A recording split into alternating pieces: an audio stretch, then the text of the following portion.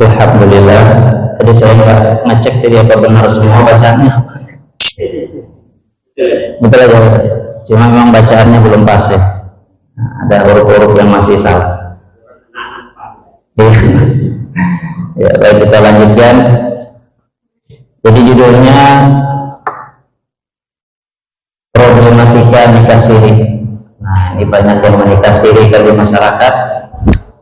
Kemarin di dinas sosial kami ada kerjasama, kita laksanakan sidang terpadu di dinas sosial. Itu ada beberapa yang dari Gunung Tabur juga ikut dalam penyelenggaraan, ikut menjadi peserta dari isbat nikah terpadu di dinas sosial kemarin. Nanti tanggal 14 ada lagi di dinas sosial. Nanti kita akan bahas menurut perspektif fikih Indonesia ya, atau fikih kontemporer, yaitu berdasarkan kompilasi hukum Islam dan peraturan Menteri Agama nomor 20 tahun 2019. Nah, ini biasa Quran surah Ar-Rum ayat 21 ya, yang biasa dicantumkan di surat undangan kalau kita mau nikah. Ya. A'udzubillahi minasyaitonir rajim. Bismillahirrahmanirrahim. Wa min ayatihi an khalaqalakum min anfusikum azwaja litaskunu ilaiha wa ja'ala bainakum mawaddatan wa rahmah inna fi dzalika laayatil liqaumin yatafakkarun. Dan di antara tanda-tanda kebesarannya ialah Dia menciptakan pasangan-pasangan untukmu dari jenismu sendiri, agar kamu cenderung dan merasa tentram kepadanya, dan Dia menjadikan di antaramu rasa kasih dan sayang. Sungguh pada yang demikian itu benar-benar terdapat tanda-tanda kebesaran Allah bagi kaum yang berpikir. Nah, biasa saja ayat ini disimpulkan ya, bahwa tujuan berumah tangga ialah untuk mencapai keluarga yang sakinah, mawaddah, warahmah. Ya. Demikian juga di dalam undang-undang perkawinan, itulah yang menjadi tujuan pernikahan ya. Jadi mewujudkan rumah tangga yang sakinah, mawaddah, warahmah. Nah, lalu apakah dengan adanya pernikahan siri itu dapat dengan mudah untuk mewujudkan rumah tangga yang sakinah, mawaddah, warahmah? Ya. Belum tentu ya. Walaupun banyak yang melakukan yang namanya pernikahan siri ya, tetapi sebagaimana judul tadi, ternyata banyak permasalahan yang timbul akibat pernikahan siri. Kalau tidak ada permasalahan ya, tidak akan datang ke pengadilan agama. Nah, itu ya. Kalau tidak ada problem, maka tidak akan datang ke pengadilan agama. Ya. Nah, oleh karena itu, ya, di dalam pasal 7 ayat 1 kompilasi hukum Islam disebutkan bahwa perkawinan hanya dapat dibuktikan dengan adanya buku nikah. Jadi perkawinan itu hanya dibuktikan dengan adanya buku nikah. Nah, jadi kalau nikah siri tidak dapat dibuktikan dengan buku nikah, itu tidak diakui oleh negara. Ya. Namun di pasal 2-nya, di pasal 7 ayat 2-nya kompilasi hukum Islam disebutkan bagi perkawinan yang tidak dapat dibuktikan dengan buku nikah, maka dapat mengajukan permohonan isbat nikah atau pengesahan nikah di pengadilan agama. Ya. Jadi yang menikah siri belum punya buku nikah dapat diisbatkan pernikahannya di pengadilan agama. Karena memang nikah siri ini rawan, ya, khususnya bagi perempuan, khususnya bagi perempuan, karena yang dirugikan dari pernikahan siri ini adalah perempuan. Ya, perempuan itu bisa saudara-saudara bapak, ya, bisa anak bapak, ya. Jadi ketika saya sebut perempuan, jangan bapak rasa tenang-tenang saja, ya. Padahal bapak kan punya saudara perempuan, punya anak perempuan, ya. Contohnya seperti ini. Ini banyak kejadian, ya. Setelah menikah, ya, setelah malam pertama, sehari besoknya suaminya pergi, hilang suaminya, ya, nggak tahu lagi kemana, lama nggak balik-balik, 5 tahun ditunggu nggak datang, 10 tahun ditunggu nggak datang. Apa yang bisa dilakukan oleh si istri? Sedangkan pernikahannya pernikahan siri.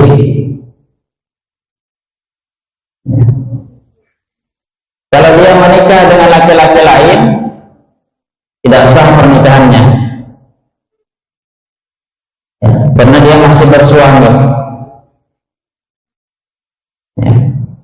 Karena talak, ya, talak kalau menurut fikih klasik, ya, jadi kalau orang yang menikah siri itu kan dia pakai fikih klasik, ya, talak itu hanya jatuh di tangan suami. Jadi berapapun lamanya suami meninggalkan, selama belum pernah dijatuhkan talak, masih suami istri. Jadi perempuan jangan karena ditinggal suami 20 tahun dikira sudah cerai, ya, belum sama sekali, ya. Berapapun lamanya suami pergi, ya, selama suami tidak pernah menjatuhkan talak kepada istrinya, tetap suami istri, berapapun lamanya, ya. Kalau kita kan di masyarakat sudah ditinggal suami katanya 2 tahun tidak ada kabar, kawin lagi, tidak sah pernikahannya, hukumnya zina. Nah, itu bahayanya nikah siri. Salah satu bahaya nikah siri, ya, dikiranya sudah cerai ditinggal suami padahal belum, ya. Karena yang punya hak talak itu cuma suami, ya. Nah, berbeda dengan fikih kontemporer, ya, talak itu jatuh karena 2 hal. Yang pertama karena suami menjatuhkan talak, yang kedua pengadilan menjatuhkan talaknya suami kepada istri. Jadi kalau terjadi yang seperti itu, ya, si istri tinggal ajukan cerai ke pengadilan, bahwa suaminya sudah pergi meninggalkan 2 tahun lebih lamanya, saya minta cerai. Nanti diperiksa oleh hakim, kalau beralasan baru dijatuhkan cerai. Jadi seperti itu, ya. Jadi kalau nikah siri itu ada kerugiannya, ya. Baru sebentar menikah ditinggalnya pergi dia, kawin lagi dia di tempat lain, ya. Nah, yang perempuan udah punya bukti pernikahan, yang nanti punya anak, ya, anaknya nggak bisa dipindah ke bapaknya, dan kelahiran nggak bisa dibuat nama bapaknya. Kenapa? Karena dasar untuk membuat akta kelahiran mencantumkan nama bapaknya itu harus ada buku nikah, ya. Nah, nanti kalau bapaknya si suami ini meninggal dunia, ya, si suami ini meninggal dunia, nggak bisa si anak sama si istri tadi menjadi ahli waris. Apalagi nikahnya sembunyi-sembunyi, orang tua nggak tahu, ya. Padahal si suami kaya raya, ya. Suami meninggal dunia, ya. Nah, lalu harta kekayaannya dikuasai oleh keluarga suami semuanya. Padahal dia punya anak dan punya istri, tapi pernikahannya pernikahan siri, ya, tidak bisa dibuktikan adanya pernikahan, ya, maka dia nggak bisa dapat warisan. Rugi perempuan, maka jangan mau nikah siri, ya. Dan ada dua hal, ya, dari pernikahan siri ini, ya. Ini kalau mau nikah siri, ya, kalau mau nikah siri harus tahu ini. Yang pertama, tidak terjamin sahnya nikah menurut hukum agama. Setelah diisbatkan oleh, diperiksa permohonan isbat nikahnya oleh pengadilan, ternyata banyak yang bermasalah mengenai syarat rukun perkawinan. Ternyata masih banyak pernikahan siri yang tidak memenuhi syarat rukun perkawinan sehingga pernikahannya tidak sah, sehingga harus disuruh menikah ulang. Ya, jadi itu yang pertama, menikah siri itu belum tentu sah menurut hukum agama. Yang kedua, tidak diakui oleh negara. Itu saja yang perlu diketahui, ya. Jadi menikah siri belum tentu sah menurut hukum agama, menikah di bawah tangan itu. Yang kedua, tidak diakui oleh negara, ya. Nah, sekarang kita sampaikan tentang rukun nikah. Ini urusan taubat sebenarnya. Ya, rukun nikah kita tahu ada 5, ya. Ada calon suami, calon istri, wali nikah, 2 orang saksi, ijab dan qabul.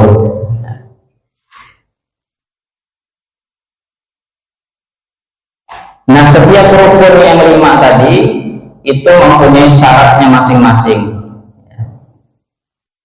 Misalnya calon suami ini harus Islam semua, Islam balik berakal sehat, ya, tidak ada halangan perkawinan, tidak sedang beristri 4 orang. Ya. Nah, kan laki-laki cuma boleh beristri 4 orang, ya. Tetapi, ya, tidak boleh juga, ya, ketika dari 4 orang ini, ya, 1 orangnya itu sedang dicerai dalam keadaan masa iddah dari talak raj'i, ya. Jadi karena dia mau menikah dengan istri yang kelima, dicerai istrinya 1. Satu istri dicerai, masih dalam masa iddah, ya, masa iddah kan 3 bulan atau 3 kali suci, masih dalam masa iddah, dia menikah lagi dengan istri yang kelima, hukumnya tidak sah karena belum habis masa iddah istri yang diceraikan, ya. Jadi harus selesai dulu masa iddah istri yang diceraikan tadi, istri yang 1 tadi, baru dia boleh menikah dengan istri yang berikutnya, ya. Jadi kalau masih dalam masa iddah itu masih dihitung beristri 4 orang, walaupun sudah dijatuhkan talak, tapi masih dalam masa iddah, ya.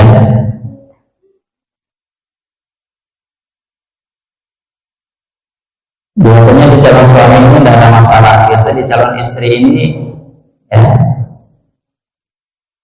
Nah, calon istri sama, ya.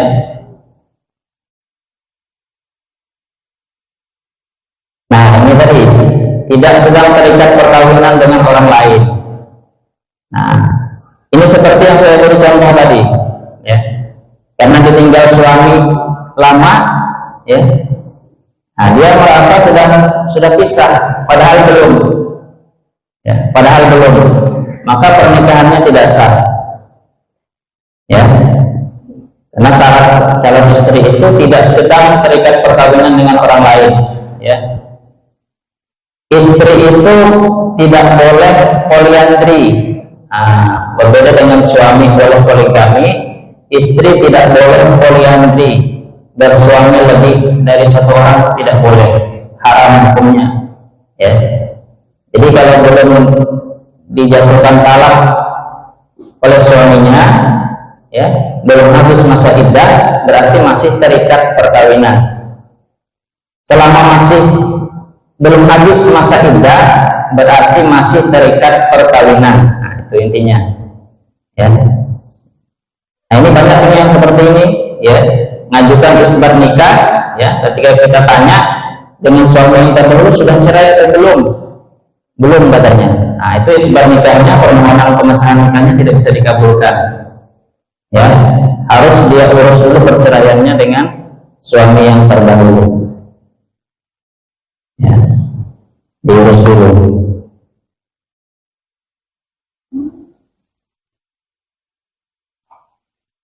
Nah, ini syarat wali, ya. Nah, di rukun wali ini banyak juga yang menyebabkan pernikahan tidak sah. Ya.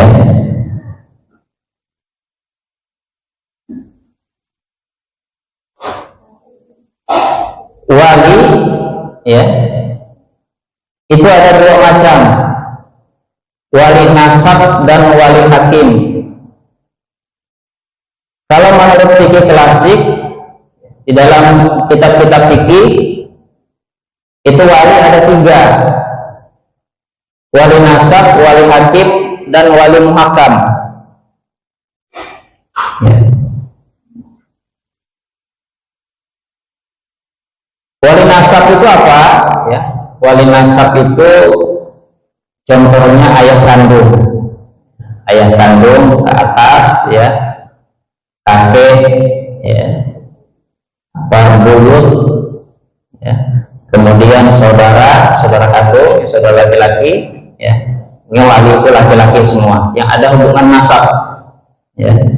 Nah, kemudian wali hakim ini, ya, adalah kepala KUA di setiap kecamatan. Ya, walaupun hakim di pengadilan agama itu adalah hakim, tapi dia bukan wali hakim, tidak bisa menjadi wali hakim. Ya, karena wali hakim ini berdasar kepada hadis Nabi, "Fasultanu waliyun man la waliyalah." Sultanlah yang menjadi wali orang yang tidak punya wali. Jadi yang jadi wali itu kalau wali nasab tidak ada, ya, wali nasab tidak ada, maka presidenlah yang jadi wali orang yang tidak punya wali. Nah, jadi sini kalau ada yang tidak punya wali, nanti presiden menikahkan. Nah, presiden tidak mungkin menikahkan karena saking banyaknya orang menikah di Indonesia ini. Ya, maka presiden melimpahkan kewenangannya kepada Menteri Agama.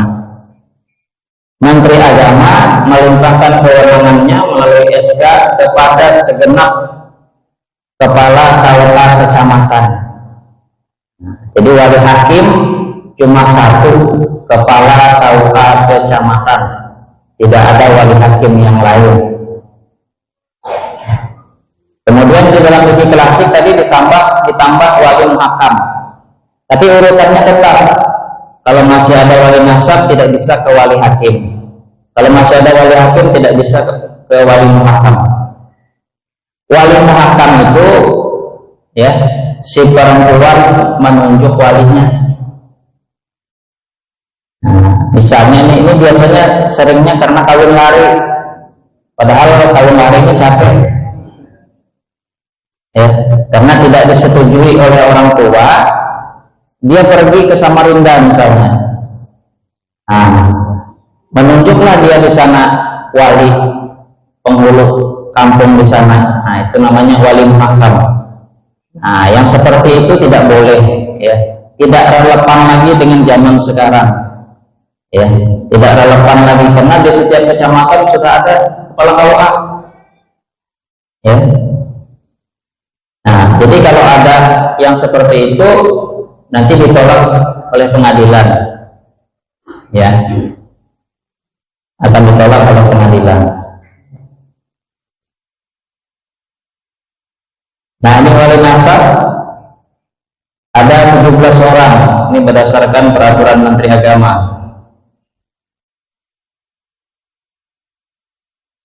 Ada bapak kandung, ada kakek, ada bapak dari kakek, saudara laki-laki kandung, saudara laki-laki sebapak, anak laki-laki dari saudara laki-laki sebapak, seibu, anak laki-laki dari sepupu ya,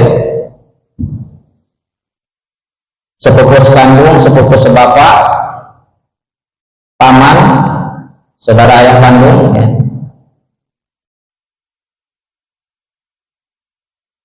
Nah, ini bisa jadi wali.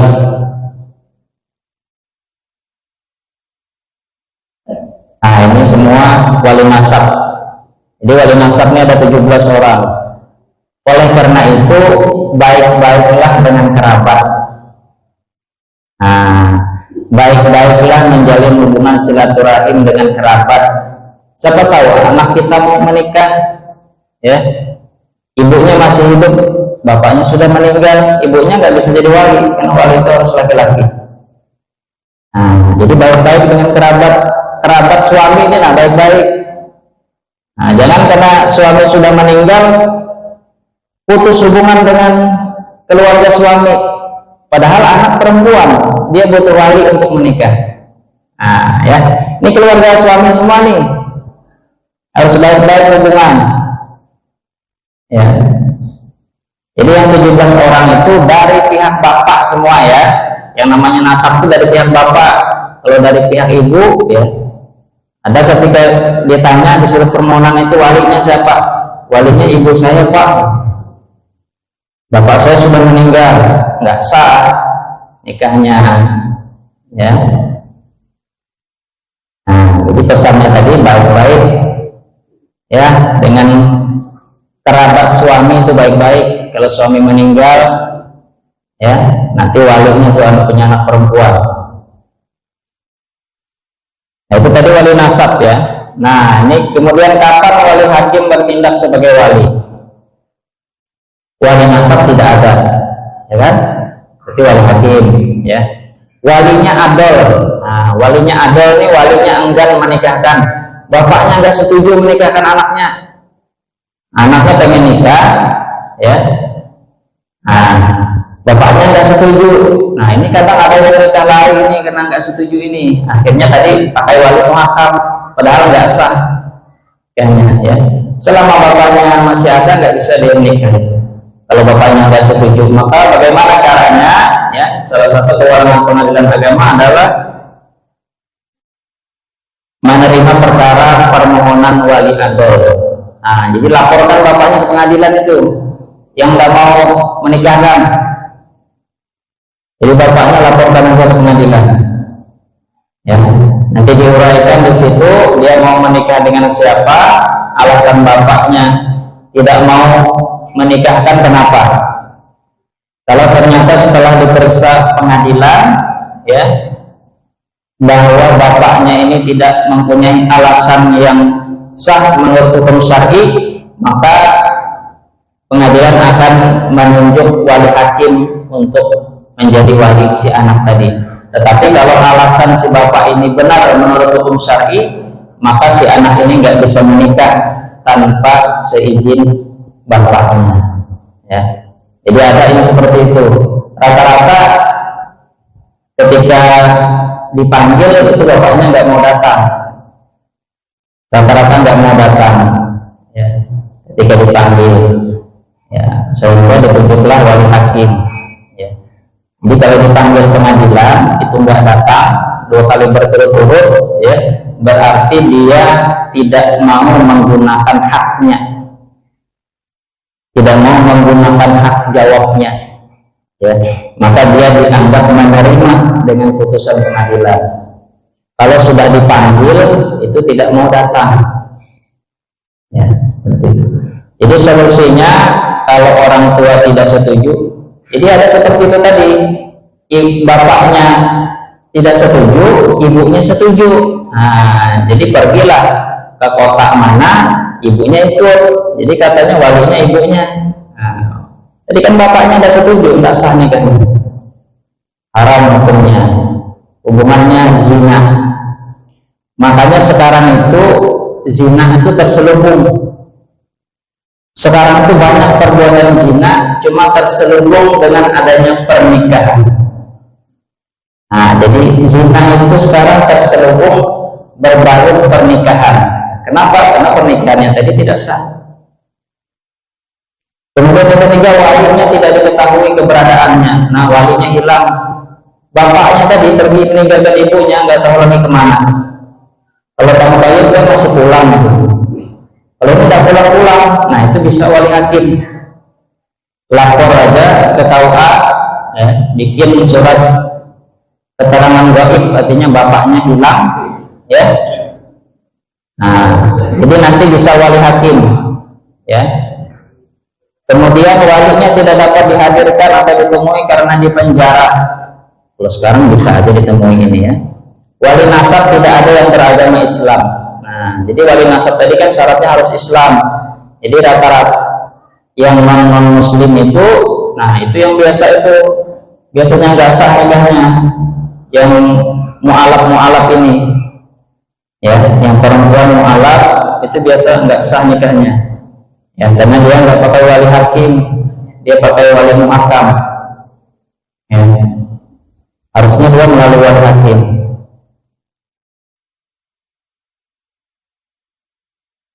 Walinya dalam keadaan berihram. Wali yang akan menikahkan menjadi pengantin itu sendiri. Bisa nggak ini? Wali yang akan menikahkan menjadi pengantin itu sendiri. Bisa nggak? Ayo. Nah, makanya tadi saya bilang baik-baik dengan keluarga si suami, ya. Sepupu menikah boleh nggak? Ayo. Sepupuan menikah boleh nggak? Hah? Boleh. Nah, sepupu tadi kan bisa jadi wali, iya kan? Sepupu kan bisa jadi wali, dia bisa menjadi wali atas sepupunya. Nah, kan si perempuan punya sepupu laki-laki sepupunya, ya. Kalau si perempuan ini menikah, ya, tadi urutannya tadi, ya. Nah, si sepupu ini bisa jadi walinya,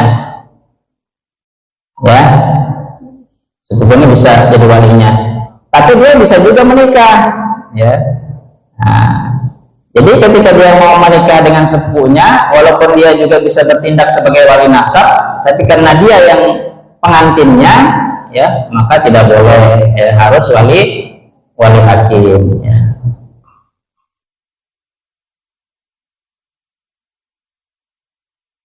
Nah, syarat ijab dan qabul.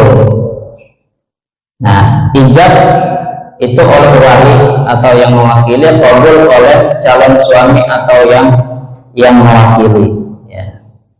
Nah, ini ada saya lihat di video, ya, di video itu di daerah Jawa Barat, ya. Nanti dicari judulnya, video nikah siri judulnya di YouTube. Itu ijab qabulnya bermasalah. Bermasalahnya kenapa? Ya, karena tidak ada kalimat qabul. Yang ada kalimat ijab yang dibagi dua antara calon laki-laki dengan penghulu, ya, calon laki-laki dengan penghulu, ya. Jadi penghulunya ini sudah tua, tidak punya catatan, namanya itu nggak dicatat nama yang mau menikah ini. Jadi kata si penghulunya, ya, saya nikahkan, katanya, saudari, ya. Saudari siapa gitu, ya, saudari siapa, dia nggak tahu namanya siapa, ya. Jadi yang laki-laki yang meneruskan, diteruskan oleh laki-laki itu sampai selesai, ya. Yang ucapan yang harusnya ucapan si penghulu itu, ya, kan harusnya kan, wahai fulan, ya, wahai fulan bin fulan, ya, saya nikahkan anak saya yang bernama Fulana binti Fulan dengan engkau, ya, dengan seperangkat alat sholat dibayar tunai, misalnya begitu kan. Lalu si calon suami kan jawab, saya terima nikahnya Fulana binti Fulan dengan seperangkat alat sholat dibayar tunai. Atau kalau singkat, qabil itu saya terima, kan itu singkat. Nah kalimat qabil itu tidak ada, ya. Kenapa tidak ada? Karena tadi dia membantu si penghulu mengucapkan ijab tadi. Jadi ijabnya selesai, qabil itu-nya nggak ada. Saya terima nikahnya itu nggak ada. Nah itu komentarnya di bawah itu, ratusan komentar di bawah, ya. Selamat, semoga menjadi keluarga yang sakinah, mawaddah warahmah. Selamat, semoga samarah, semoga berkah. Saya tulis di bawahnya, ya, pernikahannya tidak sah. Ya Rocky, pada hari ini engkau saya nikahkan dengan seorang perempuan yang namanya Dewi Muskini binti Saifuddin dengan mas kawin sholat 1 waktu itu tunai. dibayar tunai. Sekali lagi ya. Allahumma shalli ala sayyidina Muhammad wa ala sayyidina usikum bi taqwallah ya fulan bin fulan rizali segala ma'amarallah bima insakin bima arufin otasakin bi ihsan. Ya Rocky, misalnya engkau pada hari ini kau nikahkan dengan seorang calon istri yang namanya Dewi Muslini binti Saifuddin dengan sholat 1 waktu itu dibayar tunai. Alhamdulillah.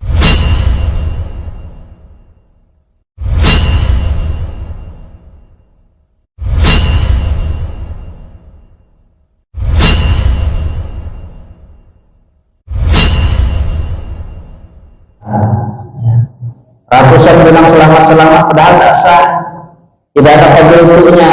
Saya terima nikahnya Fulanah binti Fulan dengan mas kawin sebentar dibayar tunai. Itu kalimat qabil-nya nggak ada, cuma ijabnya saja. Itu tidak sah hukumnya, ya. Tapi masyarakat tahunya selamat aja. Selamat apa? Selamat berzina. Nah itu hati-hati masalah perkawinan, ya. Kemudian harus beruntun tidak berselang waktu. Nah kita masuk kepada mahar. Mahar itu hukumnya wajib, tapi dia bukan rukun. Rukunnya kan tadi cuma ada 5, ya. Kalau ditambah dengan mahar jadi 6. Ya, mahar ini bukan rukun, dia kewajiban. Makanya mahar itu bisa diutang. Kan ada kan dibayar tunai. Nah, berarti bisa dibayar utang. Nah, dibayar nyicil bisa. Nah, karena dia bukan rukun, ya. Maka walaupun belum ditunaikan maharnya, pernikahannya tetap sah. Tapi hutangnya hutang itu namanya hutang, ya. Hutang harus diserahkan karena itu kewajiban suami. Kalau nggak dibayarkan berdosa, ya. Kalau nggak dibayarkan kepada istri itu berdosa, ya. Nah makanya supaya nggak hutang-hutangan, poin kedua berdasarkan kesederhanaan dan kemudahan. Kalau sudah sama-sama saling suka, yang nggak usah maharnya yang susah-susah sampai hutang-hutang, ya.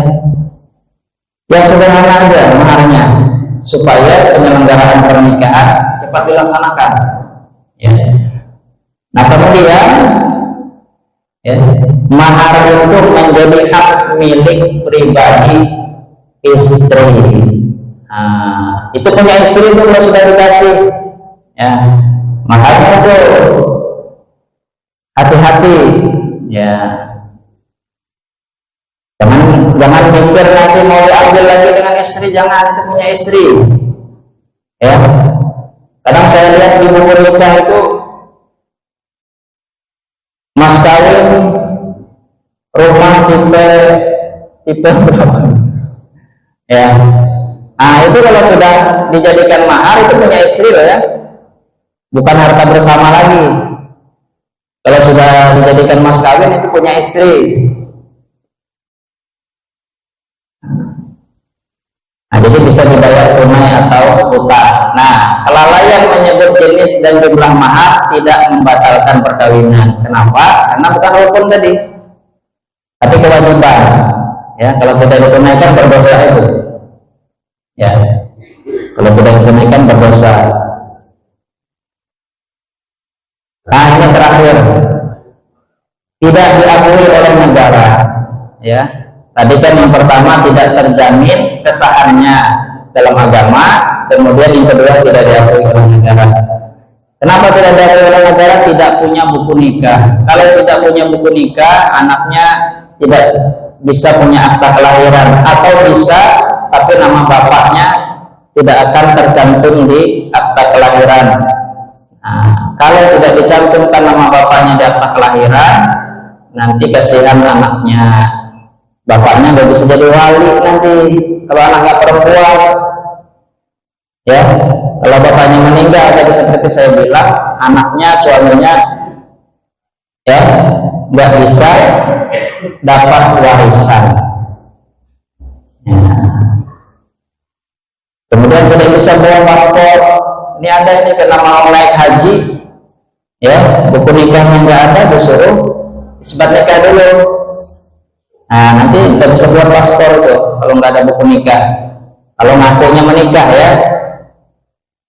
Nah, istri tidak bisa menuntut hak pasca perceraian. Kenapa? Karena nggak punya buku nikah. Jadi ada hak istri pasca perceraian, yaitu istri berhak untuk mendapatkan nafkah iddah dan mut'ah, kenang-kenangan. Selama masa iddah, suami berkewajiban untuk menunaikan kewajibannya. Ya, baik itu makan minum istri, ya, pakaian dan tempat tinggal selama 3 bulan masa iddah masih kewajiban suami. Kalau suami melalaikan itu bisa dituntut kalau punya buku nikah. Ya. Kemudian juga istri berhak atas mut'ah, kenang-kenangan dari suami kepada istri yang diceraikan. Kalau orang menikah itu ada mas kawin atau mahar. Kalau orang bercerai itu ada mut'ah, kenang-kenangan untuk istri yang dicerai. Ya. Nah, masih banyak masalah yang lain ya yang timbul kalau pernikahan itu tidak tercatat di KUA. Oleh karena itu, ya, diberitahukan kepada saudara-saudara kita, ya, untuk yang sudah terlanjur menikah siri, ya, yang belum diisbatkan, segera diisbatkan pernikahannya ke pengadilan agama. Khawatir meninggal dunia, itu tadi, khawatir meninggal dunia, ya, belum sempat punya buku nikah, ya, nanti repot, ya. Dan bagi yang belum, jangan coba-coba menikah siri. Pesan untuk ibu-ibu atau perempuan yang masih gadis, jangan mau dinikahi siri. Nah, khawatir nanti jadi istri kedua, ketiga, dan seterusnya. Ya, bapak-bapak juga jangan sampai menikahkan anaknya secara siri. Ya, saudara-saudara perempuannya jangan dinikahkan secara siri, rugi nanti. Ya, sehari menikah langsung ditinggal, nggak tahu kabarnya, habis manis setelah liburan,